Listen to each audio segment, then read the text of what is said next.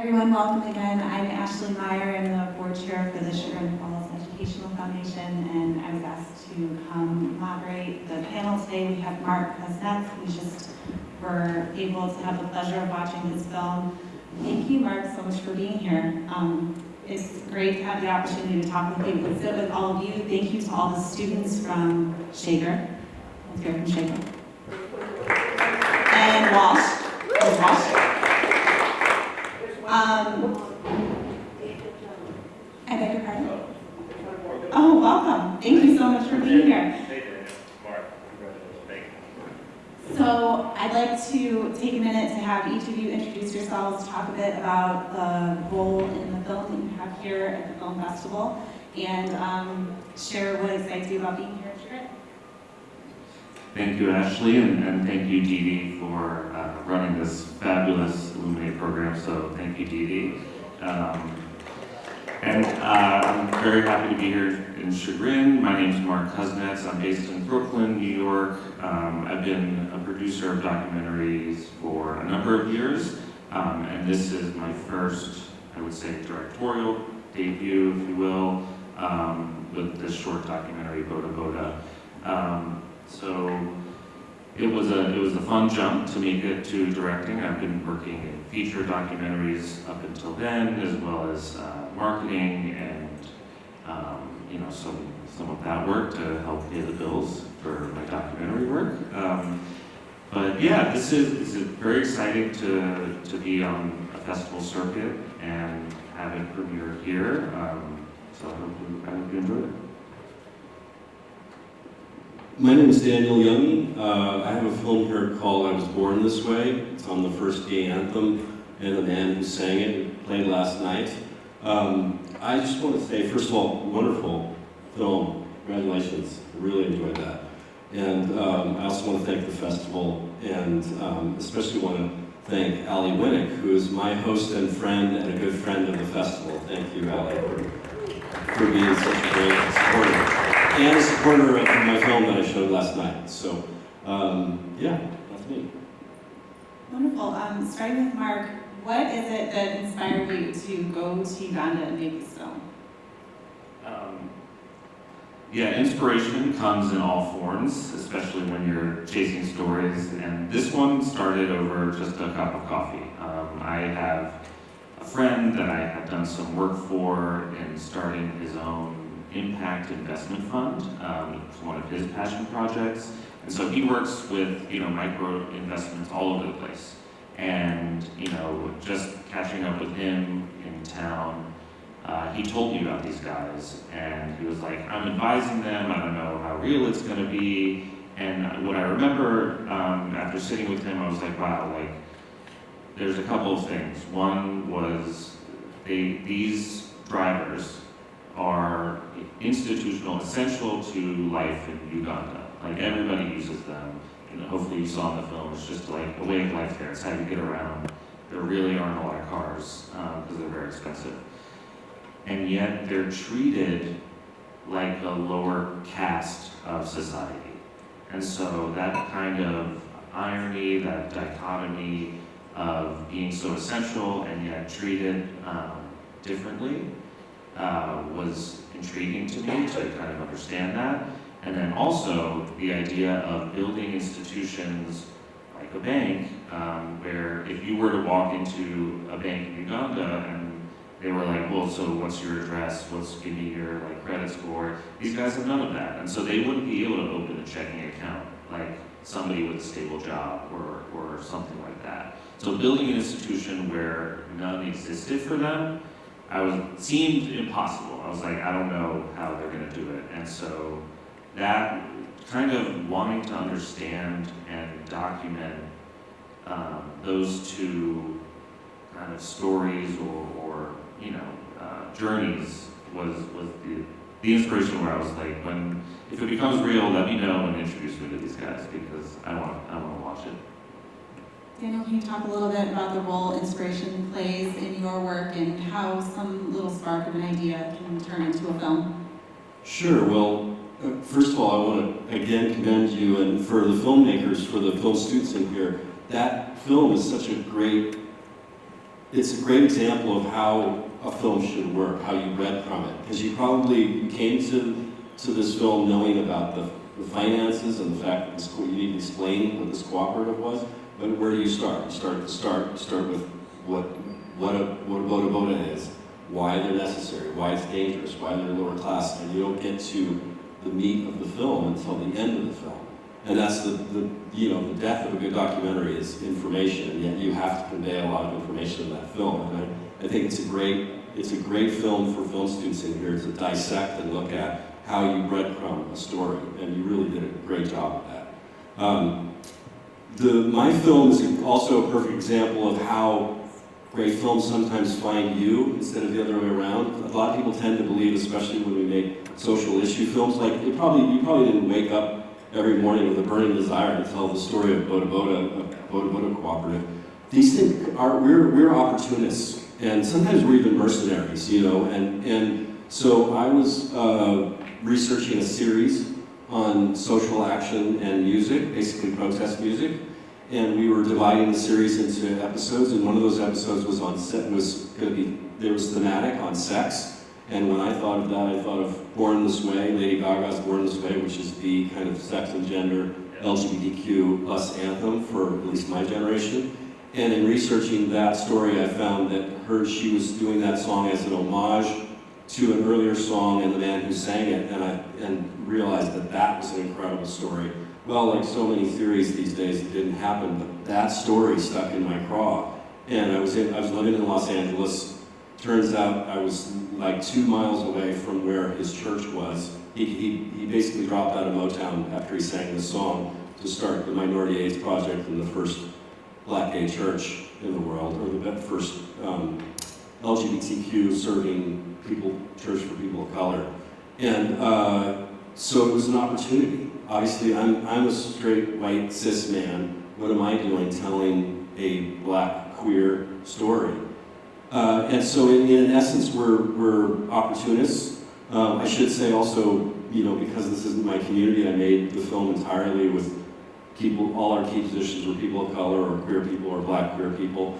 And I think that's necessary, but I guess what I'm getting at in a roundabout way is that story was not something that I was, put on this earth to make, but then it becomes yours.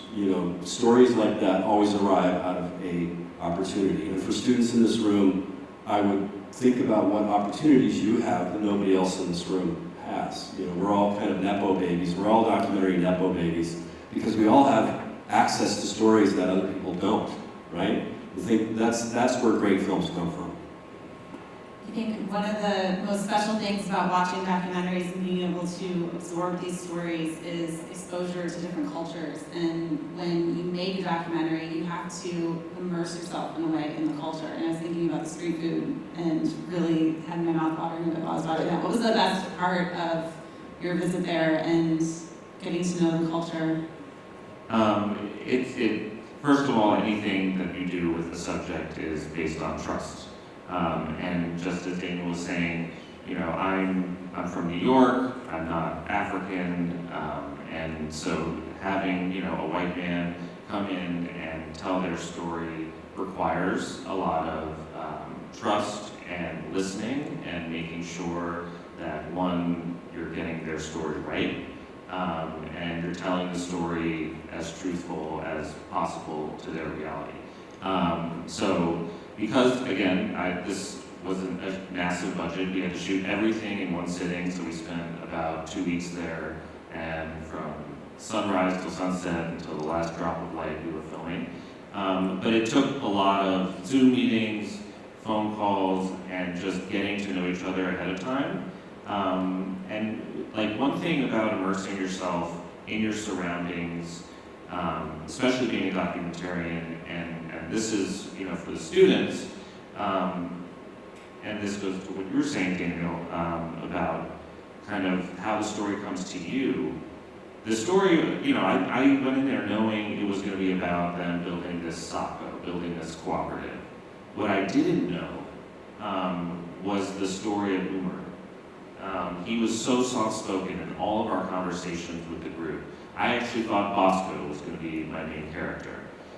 He spoke English. We got along a lot better over the phone like that. But when I got there, and maybe it was the samosas, but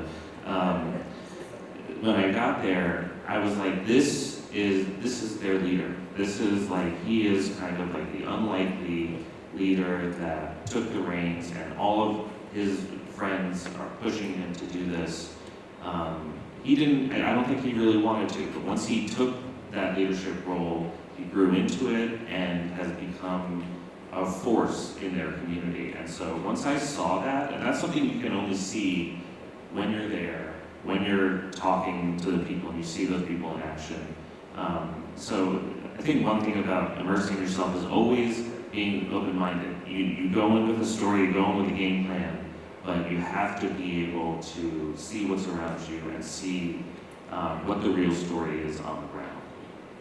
Daniel, you already talked a little bit about that cultural connection. Can you build a little more on the impact that you're seeing after you've brought your film to life and the connection it's making for others? We're hoping it has a much greater impact, which means we're still waiting. It's a terrible time for our industry, and we're waiting to see how this film is going to be patched into the world. But what I've seen right away is that Carl is his church is Unity Fellowship, and they have branches all around the country, and they're coming to the film.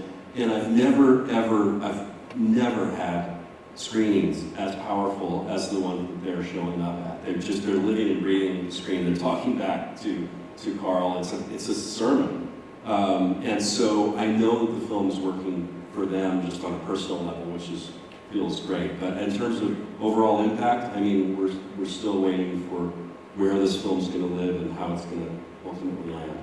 We're speaking to a group of students who are interested in film, tapping into this as a creative outlet. What do you have to say to aspiring filmmakers if you could give one piece of advice? Sure. I have a very strong piece of advice, and I teach as well, and that is this. I don't mean to sound glib, but the only way to make films is to make films. What do I mean by that? I mean that a lot of people think that you can learn, certainly it helps to shoot other people's films, to work on a film set, to watch films is important, but the only way that you ultimately are going to become, there's no avenue to becoming a director. It's not like some industries that are vertical, that you work your way up and then you're at the director position. The only way to become a director is to make your own films, to find your own stories, and you will fail. Don't be afraid. I look back at my first films and the mistakes I made. I mean, of course, I still make mistakes, but that's the only way to make films, is to find a story, to convince yourself before you convince the rest of the world that you're the right person to tell it, and then you convince the rest of the world you're the right person to tell it, or at least the subject of your film, and start making it. And these days, we all have a pretty powerful movie camera in our pocket. And that's the way we make films. And I see so many young filmmakers who set up impediments, and they say, I just need to raise this amount of money, I just need to find this cinematographer, I just need to put together this team, and it will never happen. You just have to make your films with the resources you have. What do you say to that, Mark? That's brilliant advice, and coming from an award-winning director over here, so take that to heart, like, just go after it. But what I would say is, just kind of like you were saying, Daniel, like, we can all create obstacles for ourselves.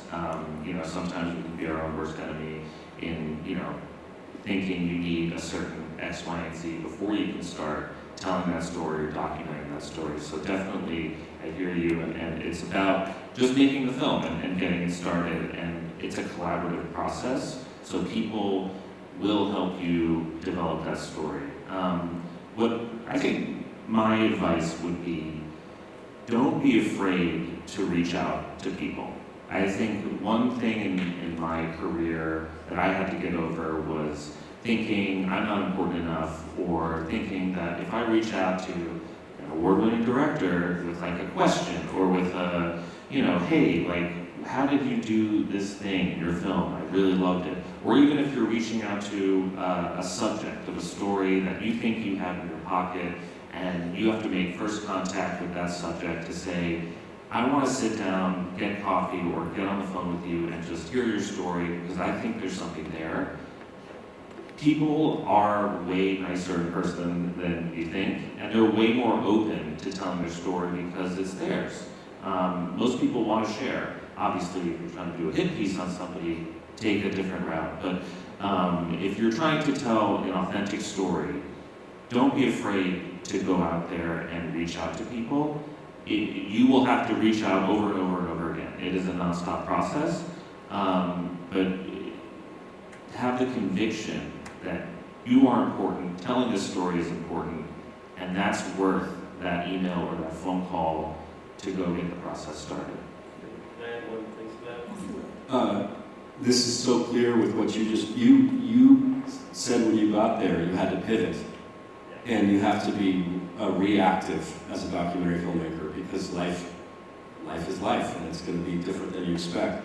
That said, you have to go in with a plan. I'm sure you had a plan going in and some of that plan ended up on the screen, some of it didn't. Sure. There's also this idea that we as documentary filmmakers are a tabula rasa, we're a blank sheet and we're out there, we're just there. You know, that's a recipe for failure if you're just going to go out and document. We're not. The emphasis is on filmmaker, not documentary, not documenting. You have to have a plan and have a vision going in. And life may present otherwise, but that is critical going into a film. Before we wrap up, you have time for one or maybe two questions from the audience. Daniel, I heard you are a Oscar-winning filmmaker. Has that impacted what projects you gravitate towards before or after? The question is, I'm an Oscar-winning filmmaker. How's that changed my trajectory? Well, you know, they give me coffee at Starbucks. I just need to give them $5. You know, so the truth is, I put my pants on one leg at a time, like all of us. I do think that it helps. It does help dramatically. I don't want to be facetious. It does help dramatically to say I'm an Oscar winner. You can say that in any letter you send to somebody, any introduction you make. That gives you some gravitas.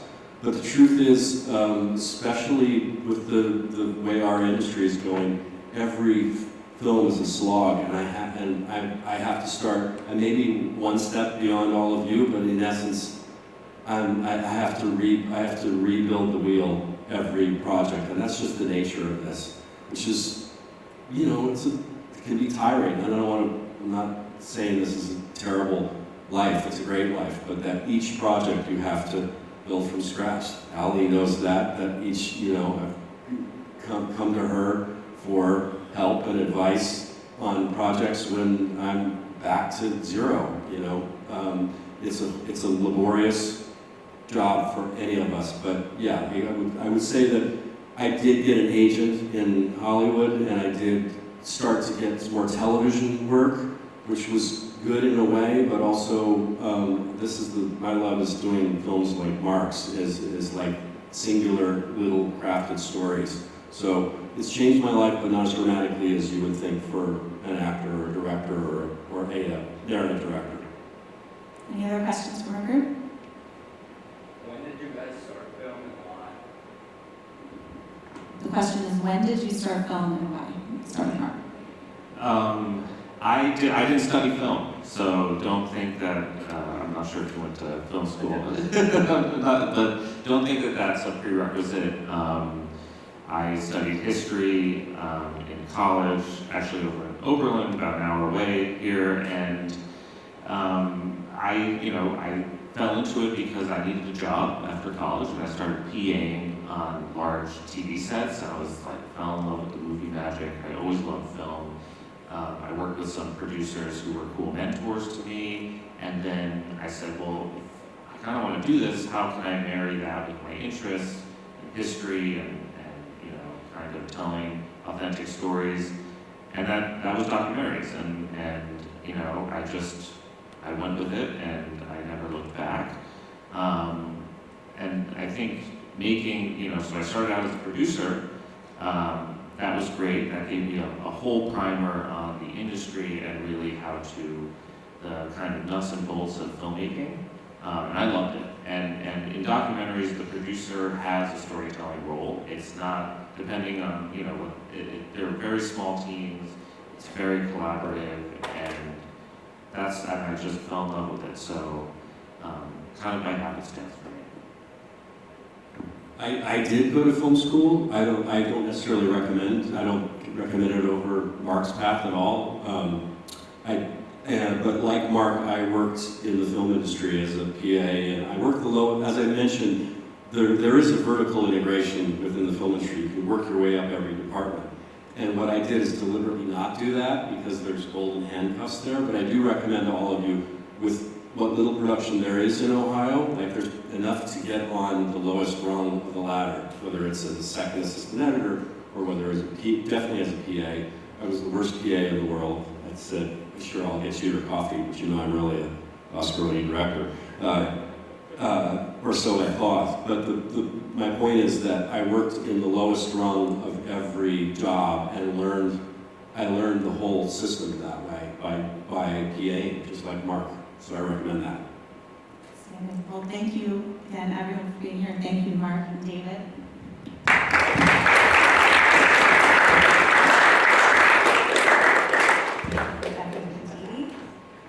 Thank you all very much for coming, and we're hoping that you take advantage of the film festival is here until Sunday afternoon. Pick up a program, drop in, watch a film or two, and just take advantage that it's here. The Chagrin Documentary Film Festival is rated one of the top 50 film festivals in the world. So quality documentaries are here for you to access. So everyone have a great day. Thank you. We'll see you next year, and have a good weekend. Thank you.